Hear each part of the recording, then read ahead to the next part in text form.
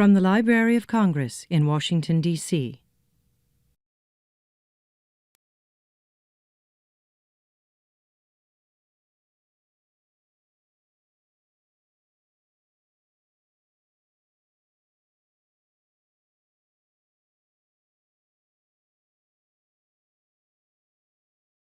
I'm so delighted that Michele Troy is able to be here. She earned a BA in philosophy from Boston College and went on to earn an MA in English as well there, and received a PhD from Loyola University in Chicago.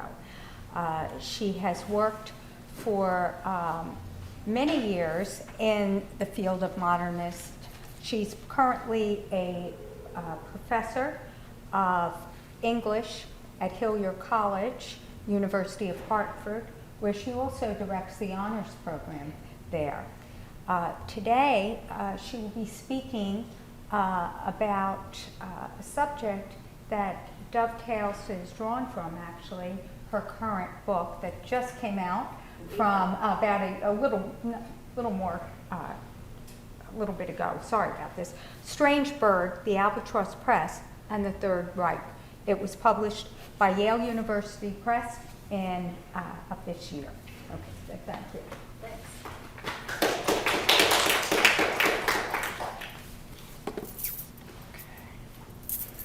I'm going to try to keep my eye on the time. Okay, thank you all so much for being here, and thanks to Sabrina and Eleanor for inviting me to come. Thanks also to the Library of Congress for engineering that fire drill that made my afternoon a little spicier and made me decide my talk was in fact ready to go, and as it was. So you're going to get what I have. Basically I'm here to talk about a publishing house that few people beyond book collectors, a couple of scholars, and some print culture studies aficionados like yourselves know about. Most people don't. So in one sense we can imagine, I think, that we're digging up a piece of lost history. So it's like on those TV shows where someone holds up an artifact and tells you the story behind it. So this is our artifact for the moment. It's Brave New World by Aldous Huxley. You'll know the novel, of course, but this version was printed in Nazi Germany in English in 1933, again in 1935, and then again in 1938. So the hidden story of Albatross behind a volume like this involves a lot of different threads. British and American books in the Third Reich, we have censorship, we have propaganda, we have books in wartime, also the paperback revolution. But there's also something else that you as print culture studies people may find fascinating, that I also do after all these years, which is that it was both a true innovator in the paperback revolution, and it was also a really interesting political player in a very fraught political time in Europe. In fact, its design, the way that I see it, was really integral to its political agenda. And by the end of my talk, you'll understand what I mean by that. I'm going to start with a broad sketch of Albatross, for those who may not be as familiar with it. I'm going to talk a little bit about the sleuthing process I had to do in various archives. And from there, we'll move to this strange entanglement between Albatross and Hitler's Germany, and also its relevance actually within the history of print culture studies. So I hope as I go on, you'll understand why I've chosen as my title Strange Bird, the Albatross Press, and the Third Reich. Albatross was really a strange bird. It was a complete cultural outsider to the Third Reich, but it became more and more of an economic insider. And so it was this position riding the line that makes Albatross sort of useful to the Nazi authorities, but also really suspect as well. And they manipulate that, Albatross does, to their own advantage. Okay. So, moving forward. For me, the story of Albatross begins here at the French National Library, and Eric, you and I were talking about this in line. In the reading room, I was sitting there doing research on something entirely different, this is one of these ways that research happens, right? I was tracking the reception of D.H. Lawrence in Europe. I had done reception history of various other Anglo-American authors as well. And so I called up this book, the Albatross Book of Short Stories, which has a lovely silvery sheen. And I was struck by the sense that this book was very strange, automatically. One, I had never heard of it, although I'd been studying the reception of Anglo-American authors in Europe for years. It was a book in English, yet it was published in 1935 Germany. So already, 2 years after the book burnings, to have some of these names on the cover is pretty extraordinary. Lewis Golding, for example, is a Jewish author. Aldous Huxley has an obviously very dystopian vision and was very critical, overtly critical of the Nazi regime in his essays. D.H. Lawrence was very controversial. I mean, it's not exactly the Nazis' top list of desired authors. And after a little more digging, it just got stranger. So I found that Albatross had its official headquarters in Hamburg, Germany, and its editorial office in Paris. Yet it was in fact largely funded by British Jewish interests in London, or back in England, right? So what happens is that it was founded in November 1931, just a little over a year before Hitler comes to power. And by March 1932, the series has launched. These are the first 6 titles. And this was an ad designed for the German book trade newsletter. So there's German descriptions sprinkled between the English language titles there. So as some of you may know, Albatross was forged explicitly to wrest control of the continental market in English books from Tauchnitz, which was a German firm. The Baron von Tauchnitz in 1841 hatched this great idea that he would print English language books, and that would give British publishers and authors copyright protection on the continent. And so Tauchnitz was the only name in town, in fact, for accessible English language books that people could actually afford at the time. But Albatross leaders knew that demand for modern books in English had escalated over the 20s and into the beginning of the 30s, and they wanted in on this game. I also discovered over time that 2 of the 3 leaders of Albatross were in fact Jewish, or considered Jewish by Nazi standards. So Kurt Enoch on the right, who eventually became one of the co-founders of the New American Library, he was Jewish. And on the left here, the director, John Holroyd Reese, his father was Jewish. So he was considered, basically, I've seen Judah next to his name a number of times in Nazi documents. So there was also, Nazi officials repeatedly referred to Albatross as a notorious foreign firm operating in Jewish circles. I mean, this language is very strong in some of the documents. And so yet, despite the fact that there's no love lost between Albatross and the Nazis, they published roughly 450 books. These are reprints of books that have appeared elsewhere between 1932 and 1939. So it's very substantial, beginning with James Joyce's Dubliners, so modern cutting-edge books, ending with The Way to Be Alive by William Saroyan, which was ironically the last book before war started with this title. And again, if you look at the list given to German booksellers in March 1933, it reads like a who's who of modern literature. Many of these people are still taught. And you have on here also James Joyce's Ulysses, and you have Lady Chatterley's Lover. So at this point, I was entirely hooked because I had just pieced together enough to forge the questions without really knowing the answers. So why would the Nazi regime tolerate this firm when it had put so much weight and so many resources into crushing foreign influence, and especially Jewish influence? And equally as mysterious, why would a cosmopolitan firm with British Jewish funding tolerate Nazi Germany? What's going on here? So if you're feeling a little like this at this point, you're feeling like I was at the time. And I got attached to this historical mystery and went in search of it. Over about 10 years, off and on, in between teaching loads and raising children, 30 archives or so in about 6 different countries. So, it wasn't as easy as I thought it would be because, for various reasons. One is that there were not very many articles written about it. There are a couple of scholars whose names I can talk with you about later, who had one in Germany and one in Scotland, who had done some work. There was no central archive. The Leipzig office had been destroyed in Allied bombing raids in December '43. The Reich Literary Chamber, which supervised all the publishing under the Nazis, their publishing archives of all the different publishers had been destroyed in that same raid. So the Paris and London offices had been vacated after the war. In fact, the London office was also bombed. So, so this massive archive, which really should have been a treasure trove, the Reich Literary Chamber, when you looked at the time in the catalog of the German National Archives, there were 4 entries, and these were these tiny little files with almost no information. And you know that a firm like this, they had to have piles of documents on them. So to top it all off, I have to say my first research trip, I showed up in Berlin thinking, okay, that's the central place. And then I realized, oh, right, the Nazis organized things regionally, so I had to go to Leipzig. So I called Leipzig saying, oh, I'd love to hop a train and come down there and look at files. And the German archivist was a little bit like, well, who do you think you are? Some like American power pal that you're going to come down here and storm in and, expect files like that? And I said, no, I mean tomorrow, not right away.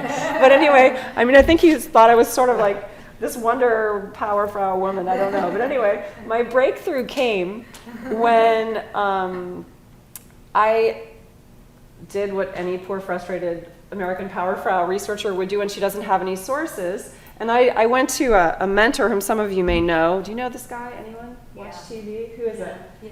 From On the Wire. On the Wire, Yeah. exactly right. Clark. And what is Lester Freeman always saying? Yeah. He's saying, follow the money. You got to follow the money. So I followed the money.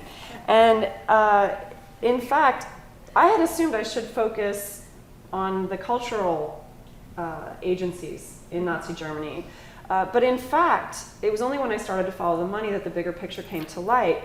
There are multiple examples of this, but my first big breakthrough happened not too far from here in a seedy hotel near the College Park National Archives, when I realized, of course, as a foreign firm during the war, they would have had to be overseen by the Reich, the Reichskommissar for enemy property. So I read through all the entries. And what happens is, I find British and French assets, but there are no names of firms. Those are in fact, in a handwritten catalog in Germany. So the archivist sends back to me the news, 800 pages of documents. It's magic, such a treasure trove. So that's really how I started to get a breakthrough on this subject. And it's documents like these, which may seem very boring, and I know it's quite blurry, but this is just a list of different bureaus or chambers that were kept in the know about Albatross. And on this list, for example, is the Reich Literary Chamber, the Economics Ministry, the Finance Ministry, the Secret Police, the German Foreign Office. I'd never thought of looking at the German Foreign Office before, and yet it was really valuable. And so I'm looking also at Albatross's German and French partners, at their bank accounts, at Reichsbank files, German Book Trade Association files. And I mention all this because I think when you're working in print culture, you're working in publishing history, it's kind of interesting to realize the most obvious places we might go, the literary archives, the publishing archives, aren't necessarily always the only ones. And it's important at times to look at those regulatory bodies who set the parameters. So this is the backstory in a way, and I'm going to move on now to the first big, most obvious question of why the Nazis tolerated this firm. In fact, Albatross leaders were worried at first that their books wouldn't be tolerated. So there's the first official boycott of Jewish businesses that is scheduled for the 1st of April, 1933. And on the eve of that, you have Max Christian Vigneault, who's here on the left, coming to visit Kurt Enoch in Hamburg. And Vigneault has been at the Paris office, and so he flies back in, or takes the train, and they have a conversation. They're thinking about moving, pulling stakes out of Germany. They're thinking about moving the warehouse to Switzerland. They're thinking, Wagner, as an Aryan, could potentially purchase Enoch's firm. He was, Jewish. So they're thinking about all these things. And over time, things just settle down. And in fact, what's really weird about this story is that the Nazi authorities, in fact, grant Albatross more leeway, both in terms of the content of their books and in terms of the foreign currency that they allot them in order to take care of their foreign expenses, than they do other German firms publishing in German for a domestic German audience. So this is weird, and when German publishers start to figure this out, they're also rather irritated, certain of them, about that. But the most important reason that the Nazis tolerated Albatross is, as I say in my book, that they found Albatross's presence in Germany less culturally troublesome than economically useful. So it's, again, about money. Because Albatross was registered in the German Registry of Commerce, because the books were produced in Leipzig, they count as German products in the international trade balance, even though they're published in English. It doesn't really matter. This meant that every book sold abroad gives the regime foreign currency, which of course they desperately needed because they were trying to rearm. In essence, the Reich Literary Chamber was told to give Albatross a pass. And this is a quote from a Reich literary official to a German reader who complained about a volume by Louis Golding. In order to stay competitive against non-German firms abroad, Albatross is forced to publish books that in terms of their content and in view of their authors cannot always be endorsed for German readers. In general, the Albatross Verlag has hitherto occasioned no objections regarding the distribution of such books in Germany.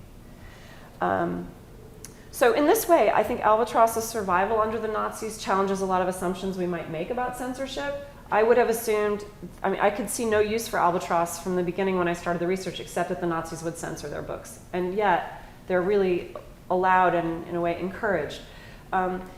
So here, censorship is not a moral issue.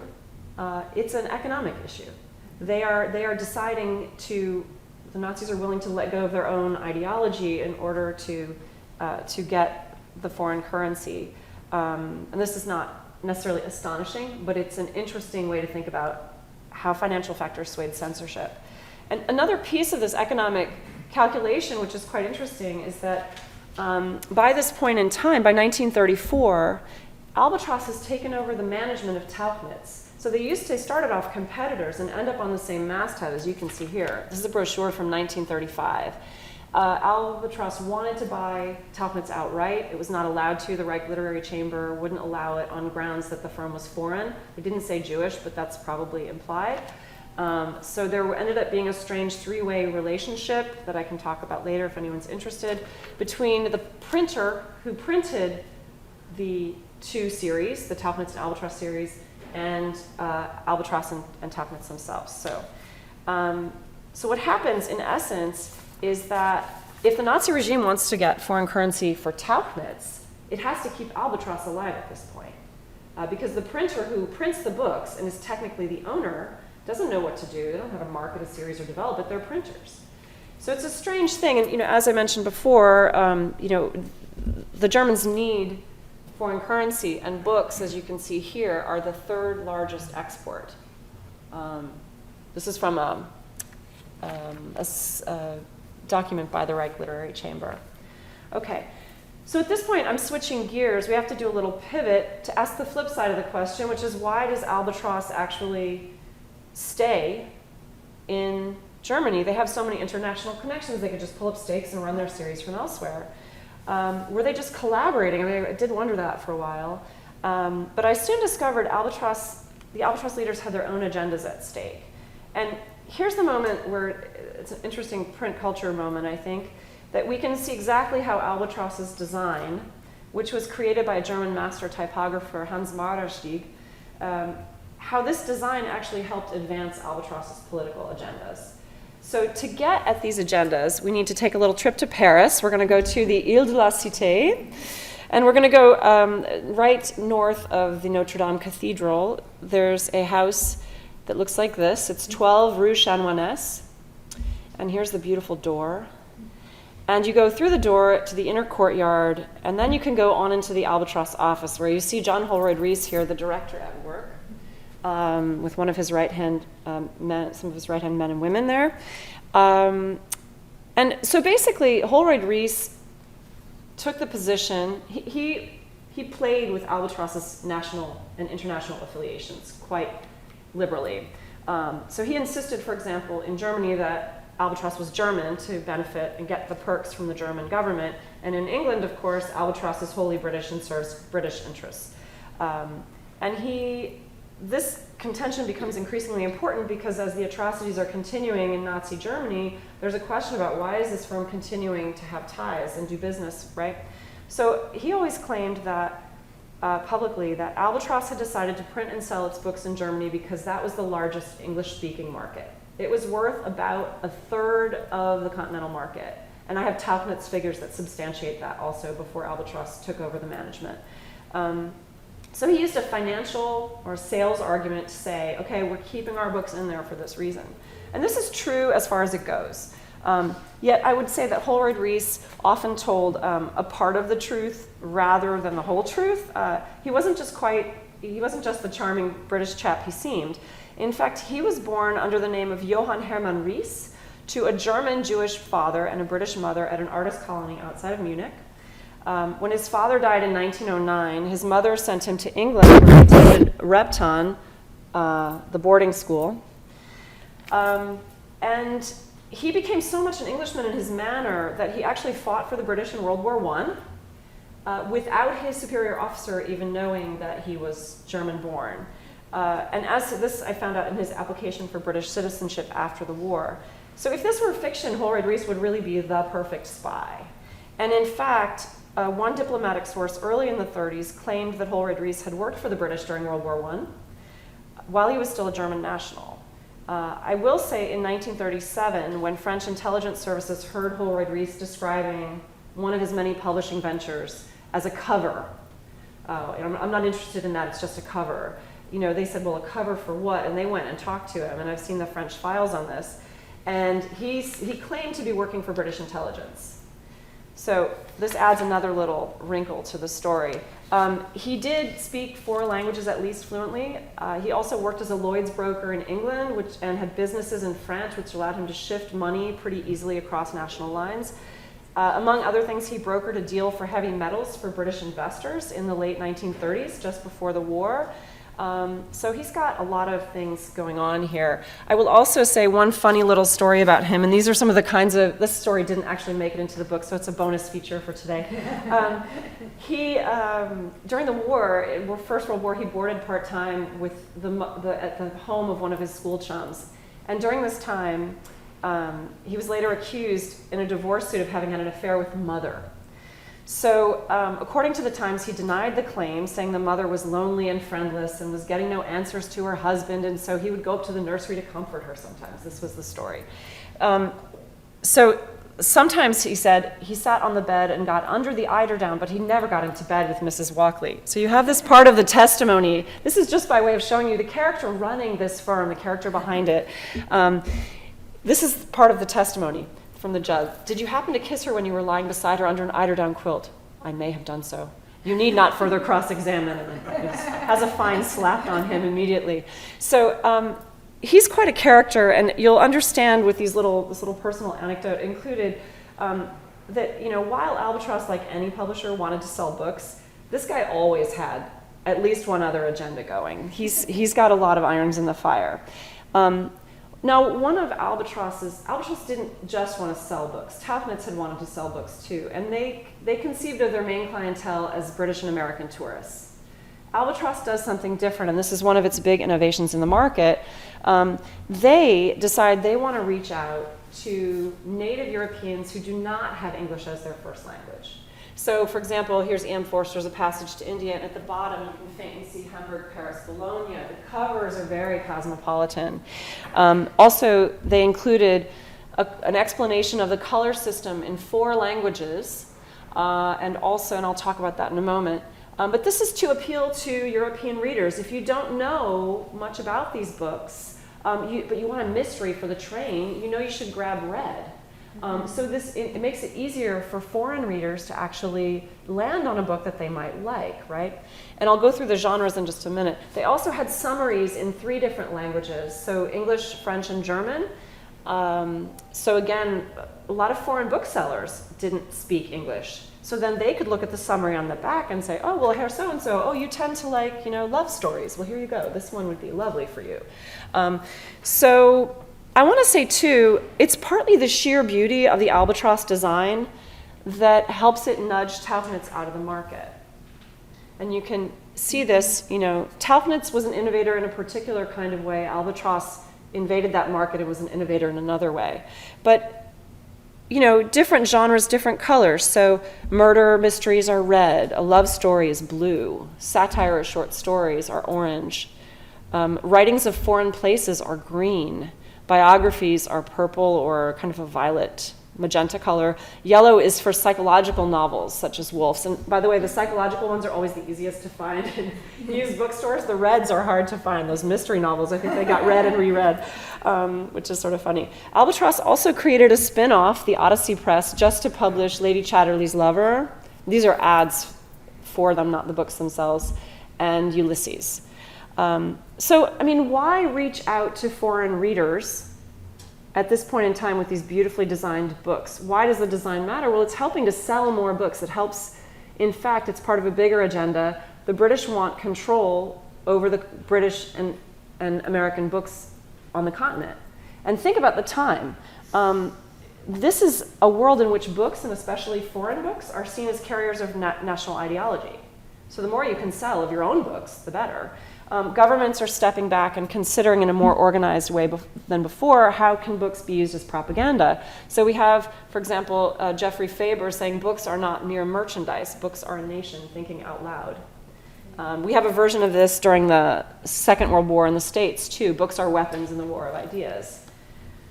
So, you know, Albatross and its English language books are wittingly or unwittingly in the thick of this world right as it's developing. And the Nazis were, another thing to understand is the Nazis are obviously way in the lead when it comes to using books to serve state interests. The British were miserably behind, and they were very well aware by 1930 that they were very far behind in promoting their own culture abroad. They promoted their own machines abroad. So they had ads for airplanes and things like that. But they blocked funding for cultural propaganda across the 20s, feeling rather arrogantly that they just didn't need it. There was a small group that thought they did, but they couldn't convince the others. So you end up with Clifford Norton, who's the British Foreign Office affiliate and wartime ambassador to Switzerland. We may tell foreigners about our airplanes and our coal strikes, but not about our poets and painters. We may export bacon, but not bacon. I love that quote. So you basically have Britain that has been resting on its laurels. And by 1934, though, the French and German governments were estimated to be spending over £1 million annually on cultural propaganda. So you have to think, so by 1934, the people who are in the Foreign Office managed to convince the government to fund a similar cultural propaganda initiative. It was the British Council. But guess what its budget was? I couldn't even believe this. £5,000. So £1 million versus 5,000. So this meant that when you have Holroyd Reis sitting in his office in Paris, which he loved luxury, by the way, as you can sort of see here, tapestries, medieval sculptures, there are all kinds of things he has in this house. But when he helped to found and fund Albatross in 1931, he was inherently advancing the work of the British Council before it even existed. So he founded Albatross 4 years earlier and with twice the startup funding that the British Council had. And it bears saying, too, Albatross fit to a T the goals of Sir Reginald Leaper, who founded the British Council in December 19th, the first head of the British Council in December 34, that it would be better for private firms to promote British culture so that it would come in under the radar than it would be for the government officially to promote anything. So with this idea of books and propaganda in mind, if you think about that, the sales figure I said before, roughly a third of the market is German. That means your largest English reading audience in continental Europe is Hitler's Germany. And for the Nazis, they just care about the 70 or 68% that's getting exported. But for Holroyd Reis, to say that there's 30% of the market that still exists there is important. And obviously, as Germany annexes more and more territory late in the 30s, that number grows. The reason that's important is that, and this helps explain why would Albatross stay put. It's not about the money. It's about their presence there. In fact, Holroyd Reis was miserable with money. They hardly ever made money. It was about keeping the books there. And at this point in time, because of German import restrictions, it was very, very hard for British publishers to get books in if they wanted to sell them in that market. So in fact, the Albatross Taffnet's operation becomes a huge boon for the British Council. So you have in November 1938, the British Council is trying to figure out, should we start up some libraries over there? How can do we do student exchanges? What are we going to do to make sure that Anglo-American culture stays alive over there? And in a report in November 1938, they say, again, cheapness and excellence of Tauchnitz and Albatross books place English and American literature within reach of any who are interested, and the most we could do would be to present a small number of carefully chosen books to institutions which are training younger people. So they've got this inside track that's already, gives them an advantage in this world of cultural propaganda at this particular time. How do they gain that? They gain it because of their design and because of their selection of authors. In essence, Tauchnitz was not producing modern authors until the very last couple of years before Albatross comes into existence. And so what happens is Albatross also floods this market with modern books that have a lot more liberal ideas that would not have been able to be easily accessible beforehand. Okay, I want to come back to this question of lost history with which I started, and there's one print culture piece I want to do and then just two conclusions. So I started off with this idea that Albatross has largely been erased from from history, and a lot of people have asked me why. How did a firm that was once the largest purveyor of English language books in continental Europe in the 1930s just disappear? Poof, where did it go?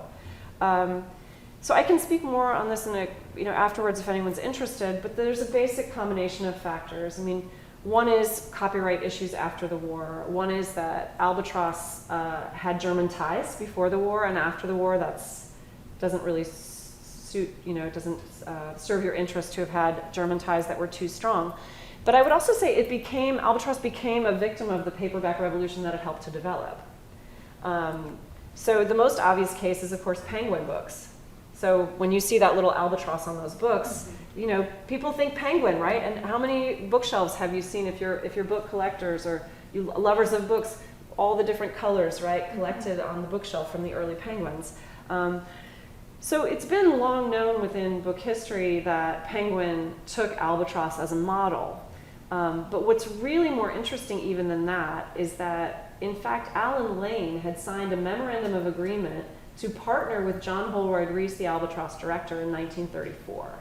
And so what you have is Holroyd Reese realizing that he can achieve greater economies of scale if he can include the British market, because these books were not allowed in the British market. And so he teams up with, the idea is that Alan Lane will print the books in England, and Lane will sell them in England, and Holroyd Reese will sell them on the continent. So in the document it says, John Holroyd Reese will explain to Lane's people the economies of scale, how to get the most. He was amazing with that. He had Hans Modersteig, the guy who designed the covers, he had him come up to Collins, which was an Albatross partner in Edinburgh, and show them how they could use a different font so they could get more words on the page but it would still look beautiful. But this is the kind of thing Holroyd Reese was doing. But in any case, so he shares all of his economies of scale with Lane, and what does Lane do? We all know. There's Penguin the next year, right? So I think Penguin was just the beginning, by the way. We have Star Editions, which is a group of British publishers who get together to try to get to the continental market.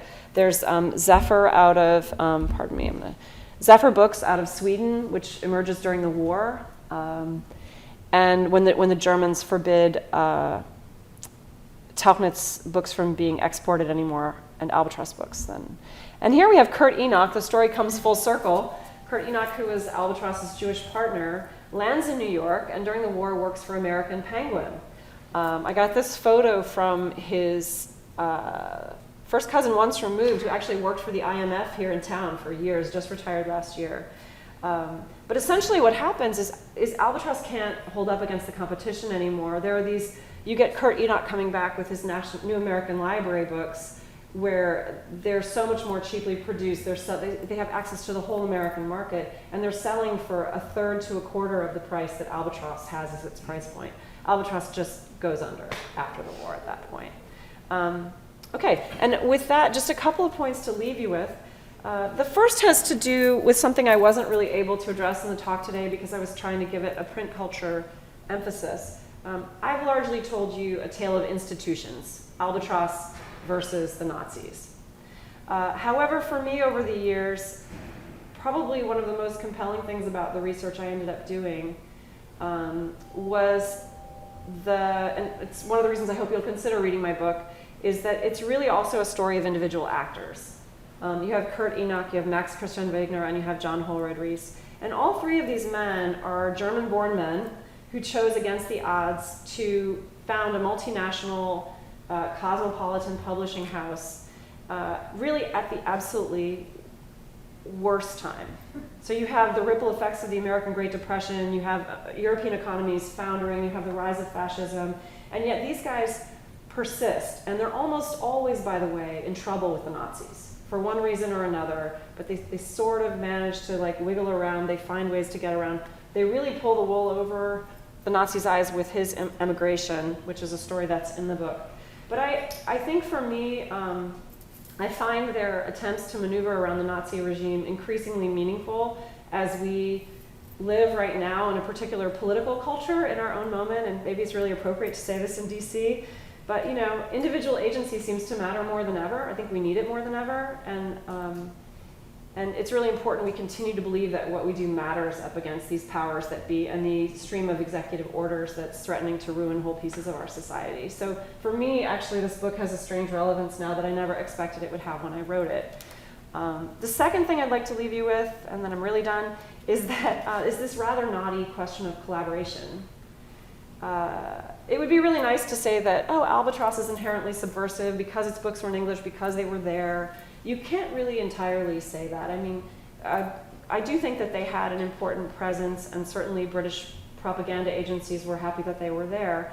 But in multiple artistic realms, Goebbels was all for light entertainment because it was seen as distracting people from, you know, the hardships of the day. And so in a sense, if you include Albatross in that entertainment that was available to people, you could say in a way, you know, are they playing an instrument in Goebbels' orchestra too in their own way, you know, despite their good intentions in this bigger context. But I also think there's this fact too, that the more the Nazis cracked down on Anglo-American books and anything Anglo-American in Europe during the years of the occupation and the war, the more that Albatross, which is, by the way, largely allowed during the war, that they become one of the last voices for Anglo-American culture in occupied Europe. And it's my hope that through the recovery of more documents over time that we'll actually build a better understanding of what these brightly bound books meant to the readers who accessed them under the occupation and under fascism. Thanks.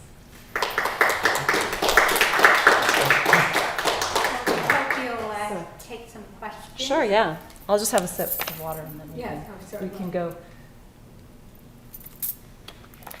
So. One question, if I can, Herschel.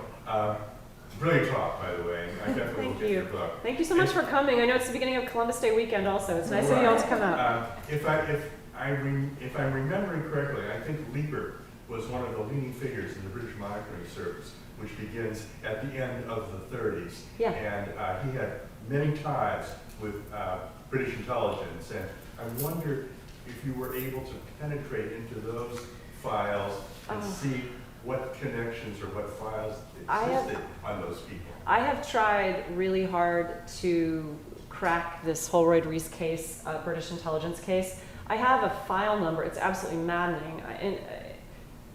Long story short, there's someone who worked at Tauchnitz whom Holroyd Reese mentored.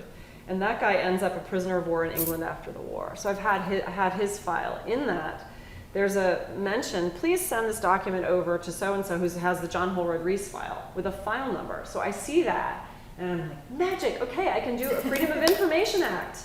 So I do that. I put in 2 separate FOIAs.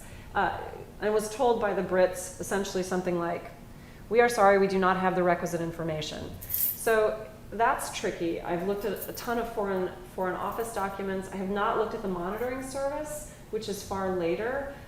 Currently, there's a huge project to look at the Ministry of Information documents in England, and Simon Elliott is the head of that. I've written people within that to try to find out, hey, have you ever come across the name of Holroyd Reese? I have lots also of other circumstantial evidence, places. He was in Germany right before Hitler came to power. He magically knows to leave France the day of the invasion of Poland. I mean, He's in France. I know he's in France when the French officials don't know he's in France. There are just a lot of weird things about him that don't entirely add up. Did he know Sefton Delmer? Delmer, it's interesting. He knew Brendan Bracken, who was the first head of the Ministry of Information. So I presume he knew Delmer. And in fact, this Tauchnitz employee who ends up a prisoner of war wanted to work for Delmer and was not allowed to because the Brits didn't trust him. But I also contacted the scholars who wrote the books, the official histories of MI5 and MI6, to ask them, a number of questions about, where do you suggest that I go to look for this information? And one of them said, look, if you worked for MI6 and had any ties there, it's a black box. You're never going to find out. And because they don't out their people. There's something. If anyone has ideas, send them to me. Please email me because I'm happy to keep reaching. But August, maybe you'll have to make that your personal project. You can look up the monitoring services. We'll talk later. And I'm sorry, your name is Herschel? Yeah.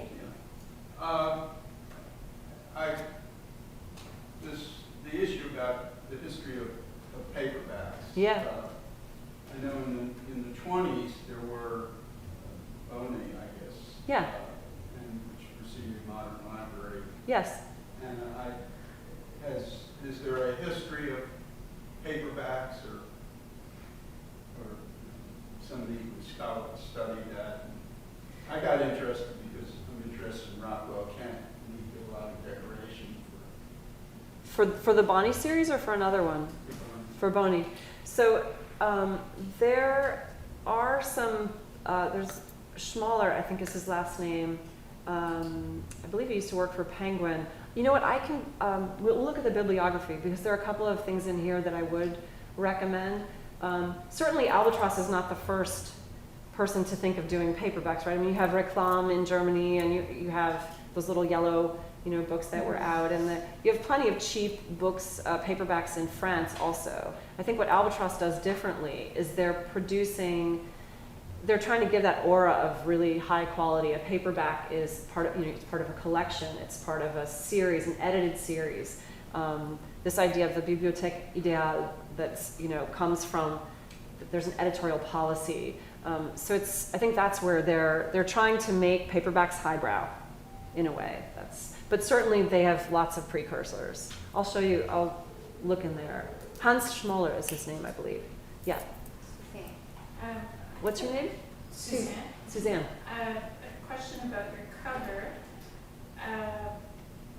Was there any copyright of the design? Did you have to get permission? I thought long and hard about that, and the one thing is it's not an exact replica. The other thing is that I have documents from the Nazi files showing that, because they were looking into copyright at the time for various reasons, and the bird itself was copyrighted in Luxembourg through this publishing holding company that owned Albatross. So Albatross had investors behind it so in essence, this publishing holding company went defunct, and they were the holders of the copyright. So I had a document that told me that. So that's... So you haven't had any repercussions? I haven't had any repercussions, no. No. And we're also hitting that point, too, where I checked on, for example, with James Joyce's Ulysses, I was looking at that as a precedent, but the James Joyce International James Joyce Society has regulations on copyright. And in terms of the years when that would have been designed and put out there initially, it's apparently no longer an issue. Yeah. Have you looked at the image of the albatross in the Doré engravings to Coleridge's poem? Because No. I could swear I've seen exactly that silhouette of the bird. Oh, that's in the interesting. I Doré haven't. engravings. I wonder if Mardersteak was playing off of that. No, I suppose you've speculated too about the sort of symbolism of this Right. thing coming out of the mist and becoming a kind of a blessing to the mariners and all Right. that sort of thing. And if you kill the albatross, something bad will happen. Well, and this is the thing. No, but that was one of the things that Holroyd Reese said actually in an interview in the post-war world. He wanted to bring Albatross back in the post-war world, and he had these grand plans of doing an international Albatross. So Albatross would not only do reprints in English, but they would do translations from English into other languages. So it's stepping on a lot of toes, right, of other publishers. There are major copyright issues there. And, but what he said in the interview was that he had chosen the name Albatross because it carried across languages. It was instantly recognizable as a word, but also because, exactly right, it was a protected sort of species, and, you know, woe betide the person who comes up against the albatross. And in fact, it was albatross in the end, obviously, that took the final hit.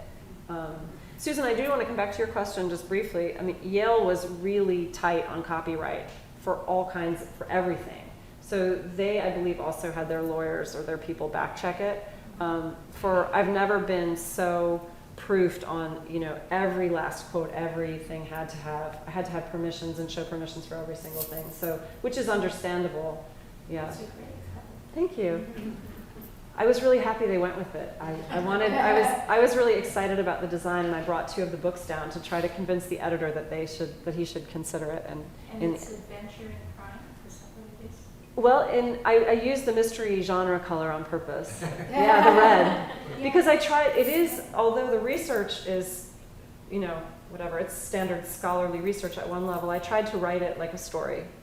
It's a dense story in parts, you know, because it's involving looking at books and, you know, for example, there's a chapter where a part of Huxley's Beyond the Mexique Bay was excised. And I talk about, you know, there's that too.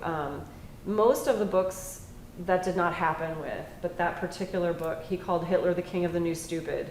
So that wasn't really going to fly. But yeah, there are chapters that deal with things like that, you know, I'm a literary scholar too. I'm a literary historian as well as a publishing historian. So, but I tried to write it a little like with a little mystery in it. So yeah. I was going to ask about distribution. Yes. Because one of the things I know that Lane brought to Penguins Yes. was It's a great question. innovation in distribution. So I'm wondering, you know, the kind of distribution rationale and plan, really, how were these?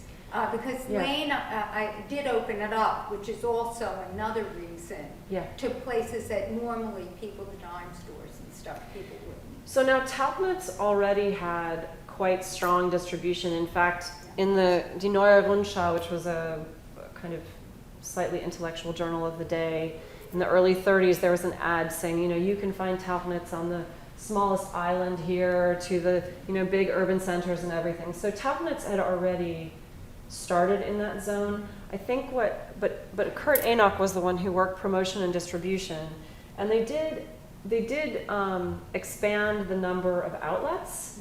Mm-hmm. So they had in the 30s, they had 6,000 different outlets across continental Europe where you could buy these books. Certainly railway stalls already, but they expanded the number. And then another thing they did was to go more heavily into the school book market. So Tauchnitz always had a student series. And the student series would be often a portion of a book, and it would have questions, and it would have some translation, it would have a glossary. What Albatross did was sort of take that idea but throw out the structure and sort of say, any of our books could be school books, right? And you can see this, I don't have it in this particular slideshow, but I was doing some research in Dutch this last year, and they had, in the Dutch book trade newsletter, there's an ad for it says, it's kind of just about school books, you know, time to buy school books, and then there's, you know, Albatross and Tauchnitz right there in 1934, 1935.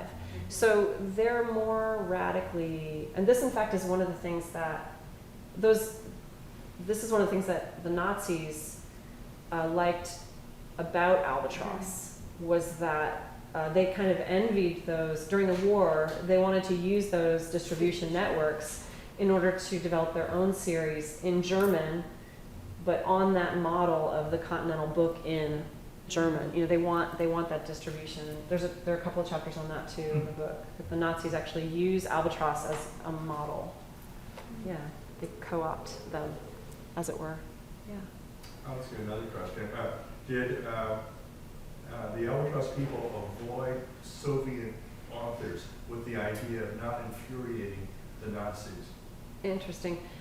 They didn't have to worry about, you're saying communist-leaning authors or Well, no, Soviet? actually Soviet authors. So they, I didn't see any in the couple. it's lists. because they're Anglo-American authors. would- So yeah, they one- purchased their rights from British publishers and from American publishers, basically. There were a couple of exceptions. There's some, there's a famous Swedish author whose name I'm blanking on right now, who wrote The History of Saint Michel. I have the title. Axel Monte. Yes, thank you. So they have some Axel Monte books, but those were written in English, I believe. Yes, they were. And so that's seen as a sort of exception. I will say, though, that in terms of like Steinbeck, there's a Steinbeck story collection right before the war starts, and they excise a story about a gathering of communist-leaning workers, and they excise that story from the volume. So they were clearly, trying to, they didn't, so when I say, I don't want to portray the Albatross leaders either as these total radicals. They don't want to get in so much trouble that they can't sell the books there anymore. But I was really surprised that there was so little problem with censorship. The one book that really got in the biggest trouble, well, D.H. Lawrence's Lady Chatterley's Lover in English was suppressed not only in German but also in English. But also, what's the book? Grey Wolf by H.G. Armstrong, who wrote, what's the famous book he wrote? Sorry, too many details in my head today, I can't remember. But he wrote a book essentially about the Turks, and he had been in World War I, been imprisoned in Turkey. And so he basically had a lot of dirt on Ataturk and was writing about that liberally in this particular book. And the Germans, it goes out on the market in Germany, and then suddenly someone catches wind of this, and they don't want, the foreign ambassador to Turkey is like, we have to have this book suppressed because we don't want to alienate the Turks. And so we want to keep them as potential military allies. We can't afford to let this book out there. But that's the one book, apart from D.H. Lawrence's Lady Chatterley's Lover, that I really saw that there was some kind of action taken against it in an overt way. I mean, there are a couple of other, like Lewis Golding's books end up on the list of harmful and undesirable literature. He's Jewish, so anyway. Any other last questions? You've been lovely as an audience, and it's just so fun to talk to people who know a little bit also about the background. Thanks. Thank you. This has been a presentation of the Library of Congress. Visit us at loc.gov.